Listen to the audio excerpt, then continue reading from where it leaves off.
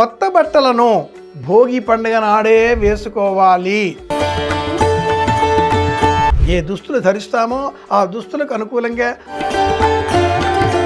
పండగ ఉదయం వేళనే దుస్తులు ధరించాలి. మంది కోసం. భక్తివన్ ప్రేక్షకులకు నమస్కారం. మన సంస్కృతి, మన సంప్రదాయం ఇది ప్రపంచమంతా కూడా అది అంటే ఈ గౌరవం ఏదైతే ఉందో ఇది ప్రపంచమంతా కూడా తెలుసుకుంటోంది. కాకపోతే మనమే పెద్దగా తెలుసుకోలేకపోతున్నామేమో. ఎందుకు అంటే మన సంప్రదాయం, మన సనాతన ధర్మం అంటూ మనం ఎన్ని మాటలు చెప్తూ ఉన్నా మన ప్రవర్తన, ముఖ్యంగా మన వేషధారణ, అలాగే మన అలవాట్లు ఇవన్నీ కూడా మన సంస్కృతిని చాటి చెప్తూ ఉంటాయి. ఎన్ని యుగాలు మారినా, ఎన్ని తరాలు మారినా మన సంస్కృతిని అలా భద్రంగా కాపాడుకోవలసిన అవసరము మనదే.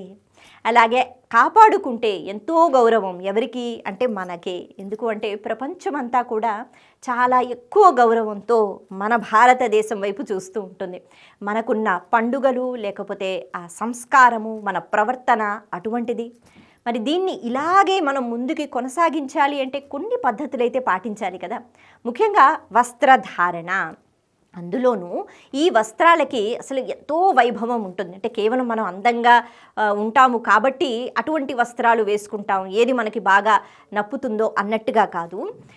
పూజలు చేసేటప్పుడు ఒక రకంగా వస్త్రధారణ అంటే వస్త్రాలని ఏ విధంగా మనం ధరించాలి అన్నది ఉంటుంది. ఆలయాలకు వెళ్ళినప్పుడు ఒకలాగా, యజ్ఞాలు చేసేటప్పుడు ఒకలాగా. అందుకే యాగశాలలో ఎంత శుభ్రంగా ఉన్నామండి అన్నా కూడా అందరినీ లోపలికి రానివ్వరు. అక్కడ వేరేగా మడిగా ఆ వస్త్రాలను ధరించాలి.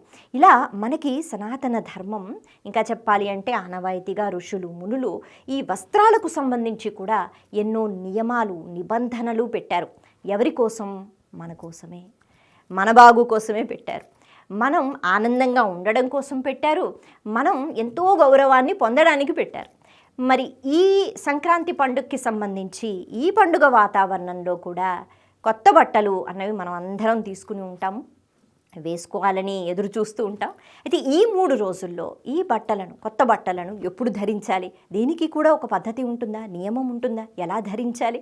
వీటి గురించి కూడా మనం తెలుసుకుందాం. నమస్తే, నేను మీ కాకునూరి సూర్యనారాయణమూర్తి. పండగ అనగానే జ్ఞాపకం వచ్చేవి 3. 1 తలంటుకోవడం, 2 కొత్త బట్టలు ధరించడం, 3 పెద్దలకి నమస్కారం చేసి దీవెనను స్వీకరించడం. ఈ 3 ప్రతి పండగకి ఉంటాయి. కానీ సంక్రాంతి పండుగకు కొన్ని ప్రత్యేకతలు ఉన్నాయి. మొదటిది అయినటువంటి తలంటుకోవడం అనే అంశం భోగి పండుగ నాడే తలంటుకోవాలి. సంక్రాంతి నాడు తలంటుకోకూడదు. ఇది మొదటి నియమం. రెండవది కొత్త బట్టలను భోగి పండుగ నాడే వేసుకోవాలి, సంక్రాంతి పండుగ నాడు కాదు. 3 పండక్కి ఇంటికి వచ్చిన బంధువులు, అల్లుడు లేదా ఆత్మీయులు పండగకి సంబంధించిన 3వ రోజు కనుమ నాడు ప్రయాణం చేయకూడదు. ఈ 3 వస్త్రాలకు సంబంధించిన ఒక విశేషం ఉంది. రేవతి స్తవా వ్యక్షన్ కృత్తికాశ్చాకృతగ్స్తవా ధియోవయన్న వగ్న అవృంజన్న ఇలాంటి మంత్రాలు చెబుతూ శాస్త్రంలో దుస్తులు ధరించాలి అని ప్రమాణం. వస్త్రేణ వపుషా వాచ విద్యయ వినయేన చ, ఈ 5కి పంచవకారములు అని పేరు. ఈ 5 మొదటిది వస్త్రం, ధరించే దుస్తులు. రాజసం లక్షణం.